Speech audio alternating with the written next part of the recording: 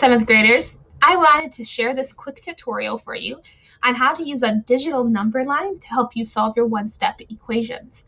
When we're dealing with adding and subtracting integers, sometimes it can be hard to quite understand what exactly we're doing without actually having that manipulative of a number line to actually see ourselves moving along it to add and subtract.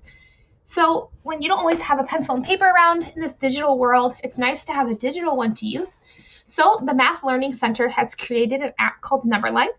If you have a Chromebook, you can just download the app to save on there, but if you're using some other device, you'll have to launch the app each time.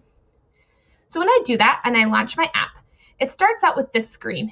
If you see on my screen, it automatically defaults starting at 0, but because we're adding and subtracting integers, I'm going to want to have some start at a negative number. So I'm going to start at negative 20 just for the sake of this tutorial. I'm going to click done, and then I have my number line there. So there's lots of tools that you have down here. Some of them you might not actually need to use very much. These are for jump labels. So when I create my little jump, I can make labels that it tells me how far it went, which is really nice. And I can also edit these little numbers there. I also have a way to hide my different numbers. I have a way to type little labels to put on my numbers.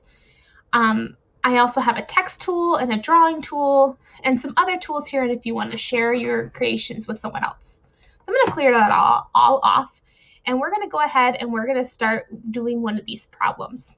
So I kind of drag this so you can see it on the side. I have my first problem is x minus 2 equals negative 3. If you remember in our lesson of talking on how to solve one-step equations, we're going to have to do the inverse of this minus 2, which is plus 2. Whenever I do to one side, I have to do to the other side to keep it balanced. When you add inverses together, they cancel each other out, and I'm left with just the x equals negative 3 plus 2. So now I'm going to go ahead and do that. So I'm going to find my negative 3 on my number line. I'm going to circle it just so I know where it is. And I'm going to add my little jump here. I have negative 3 is where I'm starting at. And then I'm going to add 2. So 1, 2. And then I can go ahead and label my jump just so I know that I made sure that I added 2. And I find that my answer is negative 1. So a really good visual way to see what you're doing. So let's try one more problem, and I'll let you guys get at it. So I'm going to clear all my work, and I'm going to click my drawing tool, and I have x plus 2 equals negative 6. Go ahead and do the inverse to both sides. The inverse cancels out. I'm left with just the x.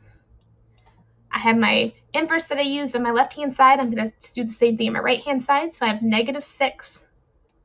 Oops, my 6 looks kind of wonky. Minus 2.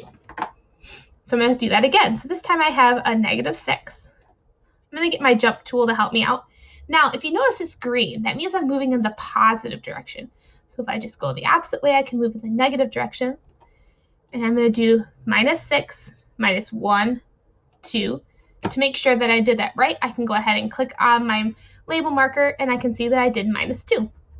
So my arrow ends at minus 8. Oops. Let's circle that to see a little better. So I get my final answer is x equals negative 8. So there you go. There's a quick tutorial on how to use this digital number line. Happy solving!